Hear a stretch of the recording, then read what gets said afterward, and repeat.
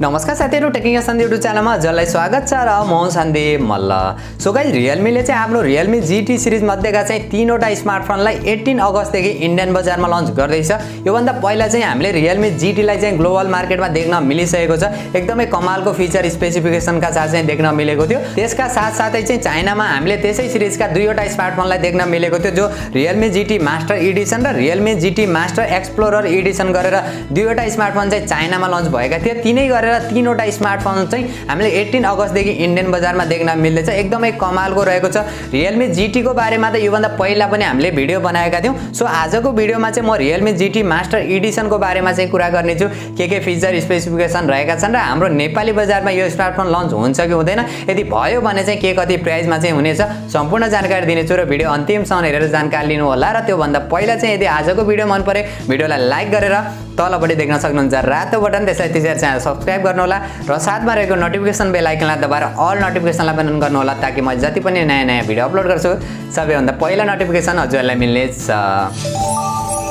Okay, so guys, अब चाहिँ ढिला नगरी आजको भिडियो सुरु गर्न चाहन्छु र Realme GT Master एडिसन को बारेमा कुरा गर्ने हो भने सबैभन्दा पहिला चाहिँ म यसको डिजाइन, डिस्प्ले र बिल्ड क्वालिटीबाट चाहिँ सुरु गर्न चाहन्छु। 6.43 इन्चको full HD plus super AMOLED display 120 हर्ट्जका साथ चाहिँ हामीले देख्न मिल्दैछ।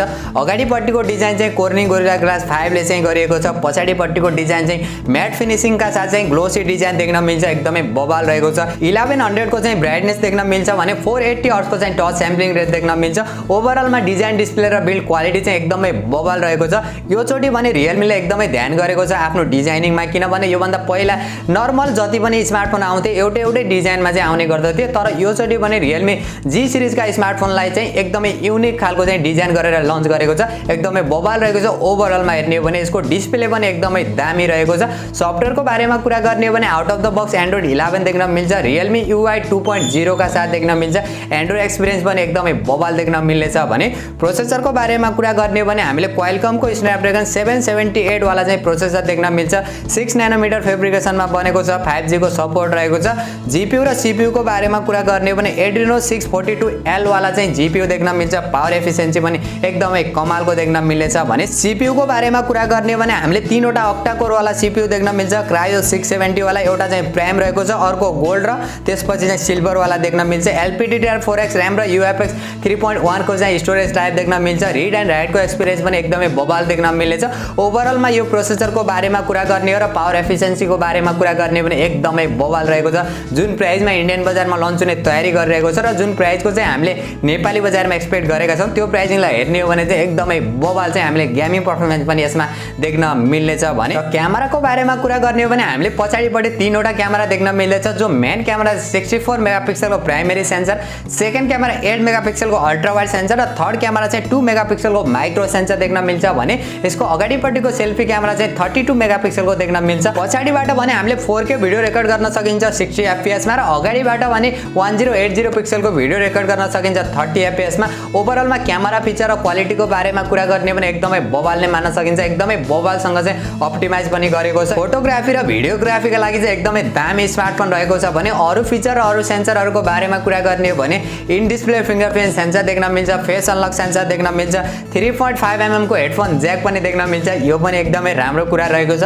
अरु कम्पनीले चाहिँ यो प्राइस सेगमेन्टका जति पनि स्मार्टफोनहरु आएका छन् त्यसमा चाहिँ यो 3.5mm को हेडफोन ज्याक चाहिँ हटाइदिरहेको छ, जो Realme ले चाहिँ दिएको छ। एकदमै राम्रो कुरा पनि हुन जान्छ। ड्युअल स्टेरियो स्पिकरको पनि सपोर्ट देख्न मिल्छ। साउन्ड क्वालिटी, अडियो क्वालिटी पनि एकदमै दामी देख्न मिल्छ। ड्युअल न्यानो सिम स्लटको पनि सपोर्ट रहेको छ भने र यसको ब्याट्रीको बारेमा कुरा गर्ने हो भने 4300 mAh को ब्याट्री देख्न मिल्छ। 65 वाट को fast charger USB type C port देख्न मिल्छ।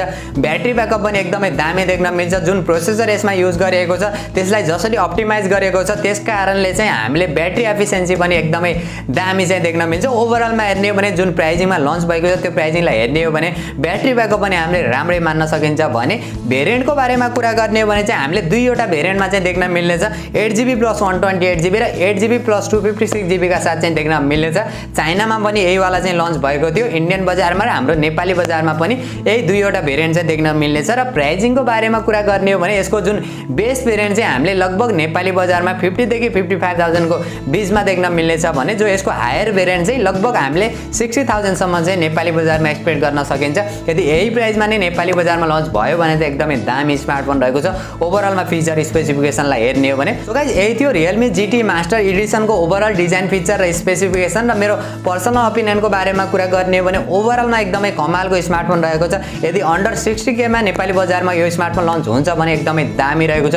डिजाइन वाइज हेर्ने हो भने पनि पर्फर्मेन्स हेर्ने हो भने पनि क्यामेरा क्वालिटी हेर्ने हो भने पनि ओभरअलमा एकदमै दामी रहेको छ। तर अलिकति यसको ब्याट्री ब्याकअपलाई चाहिँ अलिकति अपग्रेड गरेर लन्च गरेको भए चाहिँ अझै एकदमै बेटर चाहिँ हुन्थ्यो। तर पनि ओभरअलमा यसको जुन प्राइजिङको हामीले एक्सपेक्ट गरेका छौं त्यो प्राइजिङलाई हेर्ने हो भने यो पनि एकदमै दामी मान्न सकिन्छ। सो हजुरहरु भने यो स्मार्टफोनलाई लिएर कतिको एक्साइटेड हुनुहुन्छ त्यो पनि कमेन्ट गर्नु होला र यदि आजको भिडियो मन पर्यो भिडियोलाई लाइक गरेर तलपट्टि देख्न सक्नुहुन्छ रातो बटन त्यसलाई थिचेर च्यानल सब्स्क्राइब गर्नु होला र साथमा रहेको नोटिफिकेसन बेल आइकनलाई दबाएर अल नोटिफिकेसनलाई पनि अन गर्नु होला ताकि म जति पनि नयाँ भिडियो अपलोड गर्छु सबैभन्दा पहिला नोटिफिकेसन हजुरलाई मिल्नेछ।